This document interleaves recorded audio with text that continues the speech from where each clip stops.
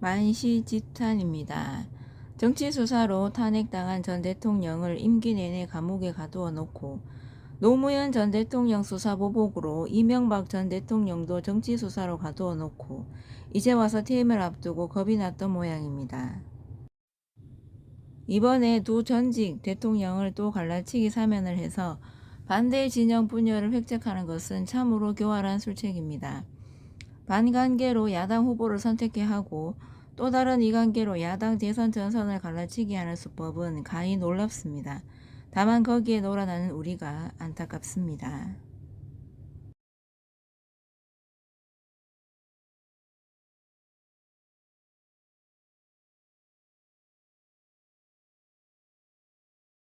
아무도 잘못 흘러가는 대선에 대해서 후보 눈치 보느라고 말을 못하고 있기에 나만이라도 직설을 해야 한다는 생각으로 청꿈에서 질문에 답하고 있습니다. 선대위는 이미 대구 선대위 고문으로 참여하고 있으니 시비를 걸면 안 되고 윤 후보를 만든 틀튜브 일부 편파 언론 윤핵관이 주축이 되어 정권 교체의 선봉에 나서주시기 바랍니다. 나는 윤 후보와 정책도 다르고 후보 가족 비리를 쉴드칠 자신이 없어 도저히 전면에 나설 수가 없습니다. 내년 2월 초가 되면 전국 80%를 차지하고 있는 민주당 지방자치단체장, 지방의원들이 총력을 다해 관권 선거에 나설 겁니다. 지금 압도적인 차이를 만들어 놓지 않으면 정권 교체는 어려워집니다. 박근혜 사면 문제도 여권의 이관계로 보이니 적극 대처해 주시기 바랍니다. 윤 낙선 후 당을 바로잡으려면 어떻게 해야 합니까? 홍준표 님이 제1창당 수준의 교통정리 적임자라 생각되는데 의향이 있으신지요? 생각해본 일 없습니다. 이젠 멍에 앉을 겁니다. 후보 교체가 현실이 되려면 홍 의원님이 직접 나서 주셔야 합니다.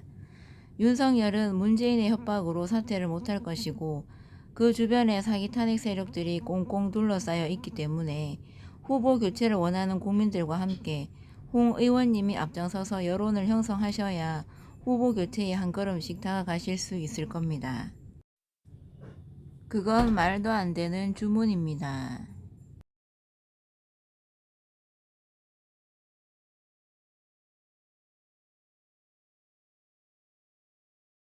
않도록 말씀드린 게 뭐냐?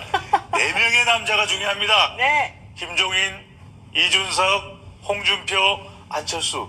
지금 어느 한 사람하고도 찰떡 케미, 룰루랄라 안 되고 있는 것이거든요. 네네네. 바로 이 부분이에요. 이걸 얼마만큼 대응을 하느냐.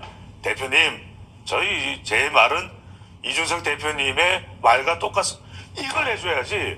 어떻게 수석 최고위원이, 아니, 당원이 선출한 사람이 누굽니까? 이준석 대표잖아요. 네. 얼마나 불안하겠어요. 네. 국회의원 경험도 없죠. 30대죠. 그런데 당에서는 자꾸 중진이라는 사람이 흔들죠. 이럴 때 윤석열 후보가 당대표의 발언은 제 발언과 동일합니다.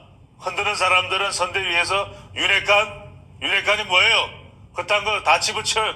이렇게 해야 맞는 것이거든요. 근데 자, 두 번째 질문 이겁니다. 사면 얘기가 나오잖아요, 지금. 박근혜 전 대통령을 사면하면 오히려 유리하다, 불리하다. 요 얘기는 저는 좀 중요한 것 같아요.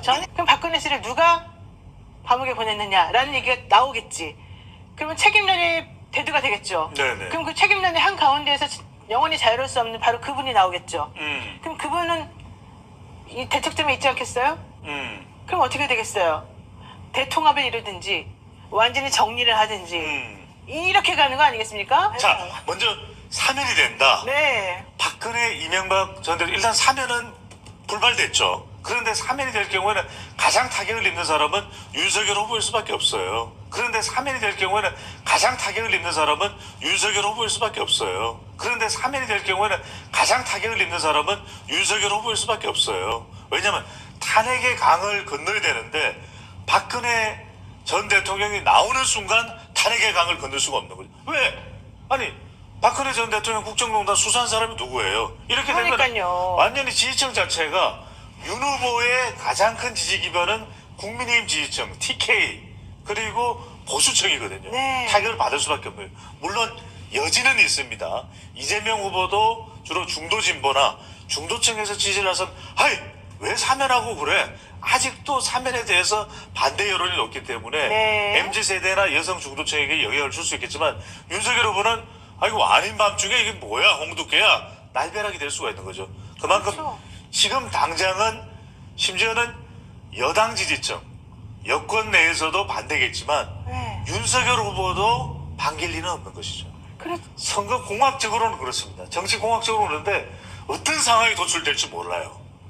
네. 어떤 상황이 도출될지 모르기 때문에 네. 또 중요하게 생각하는 뭐 인물은 강조하시네요. 이준석입니다. 이준석. 어. 이준석 당대표가 이 돌아오냐 안 돌아오냐. 국민의힘에서 역할을 하겠죠. 저는 돌아오는 것도 아니고 안 돌아오는 것도 아니고 경계선은 계속 깐죽깐죽 그러고 있을 것 같아요. 이 말이 맞는지 안 아니 그게 참 맞는지. 애매한 거예요. 저는 네. 안 돌아온다. 더 이상 돌아오지는 않습니다. 그러면 저쪽 가요. 저는 안 돌아온다. 더 이상 돌아오지는 않습니다. 그러면 저쪽 가요. 저는 안 돌아온다. 더 이상 돌아오지는 않습니다. 그러면 저쪽 가 있어요? 그건 아니잖아. 당 대표로서의 역할은 하겠지만은 네. 이준석 대표가 이제 더 이상 돌아올 수가 없다. 네. 돌아오지 않기 때문에 20대 특히 이제 30대 남자의 이 타격이 윤 후보에게 발생할 수밖에 없어요. 지금 윤 후보가 배우자 리스크도 있지만 이준석 리스크도 있거든요. 네. 30대 타격. 그래서 이 윤석열 후보에게 더 중요해진 사람이 누구냐? 홍준표예요. 근데 굉장히 이게 어려운 수학, 이게 수능 시험에 나오는 수학보다 훨씬 더 어려운 문제가 되고 있는 것이 김종인 위원장이 있기 때문에 홍준표 의원 또 안철수 국민의당 후보하고 국민의당 후보를 그럴 수 있잖아요. 자, 종로 지역구 나가요. 이러면서 연대나 협력이나 합당을 시도해 볼 수 있는데 이게 아주 복잡한 셈법입니다. 네. 김종인 위원장도 있는 데다가 그렇기 때문에 저는 윤 후보가 빨리 배우자 리스크부터 먼저 해소하는 것이 필요한 거죠. 네.